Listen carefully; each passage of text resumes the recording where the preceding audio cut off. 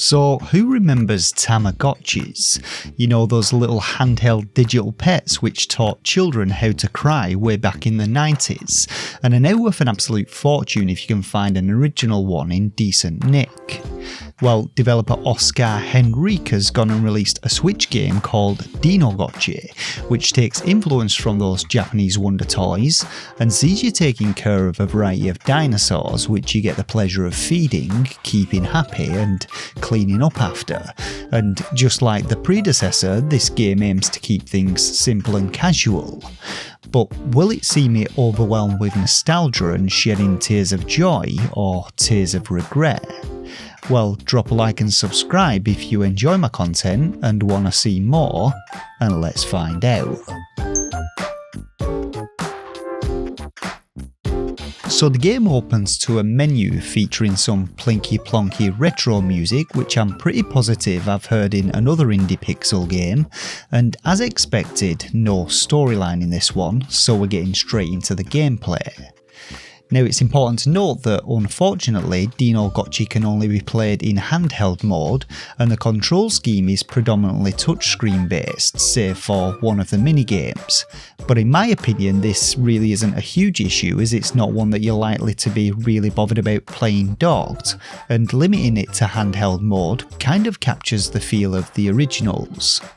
To start with though, you're given a choice of two dinosaur eggs to select from, one spotted and one striped, and this will determine your starting dinosaur as well as the evolutions available to you.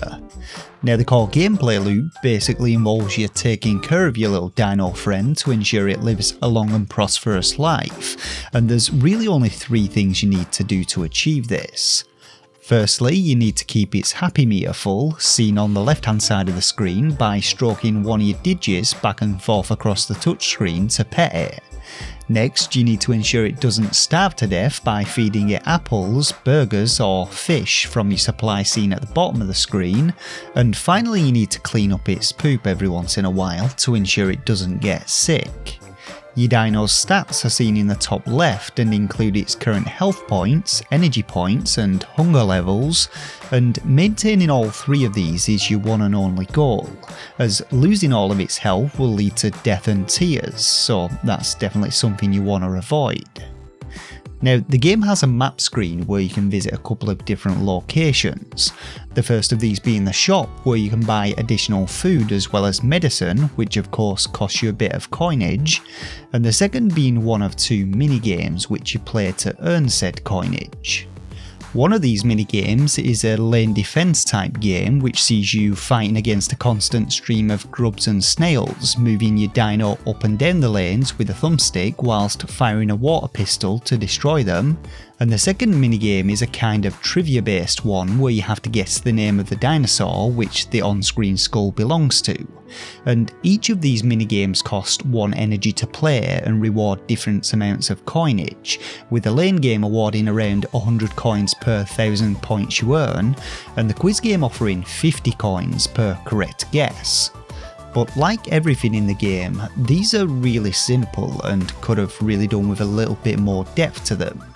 The quiz game, for instance, could have offered a bit of an educational piece, teaching you a little about each dinosaur type, and the lane game could have had a few more enemies and possibly some power-ups, but they are easy to play and at least offer a little bit of engagement to the player. Now after you run out of energy, you'll then have to make your dino sleep for a couple of minutes to regain it, and after that it's just a case of repeating the process to keep your cash flowing, your dino fed and happy and free from sickness.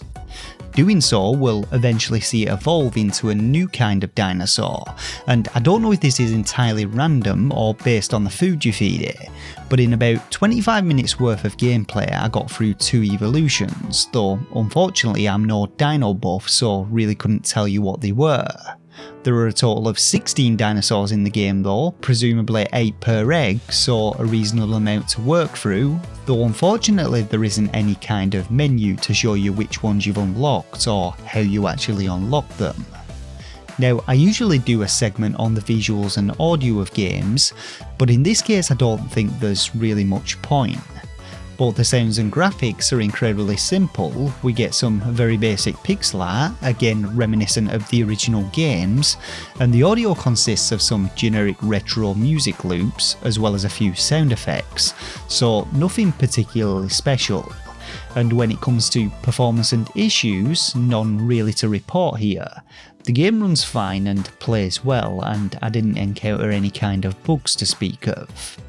All in all though, Dinogotchi is a fun little diversion which captures the essence of the original Tamagotchi games, but could really do with a little more depth to its mechanics and a little more incentive to keep on playing.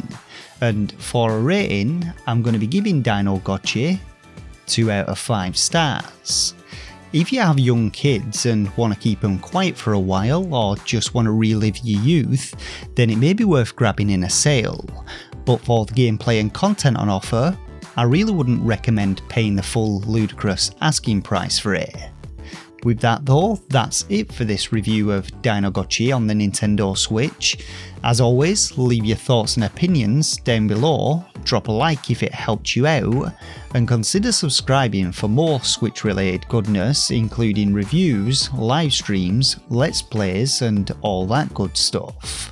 For now though, thanks once again for watching, take care of yourselves, and game on.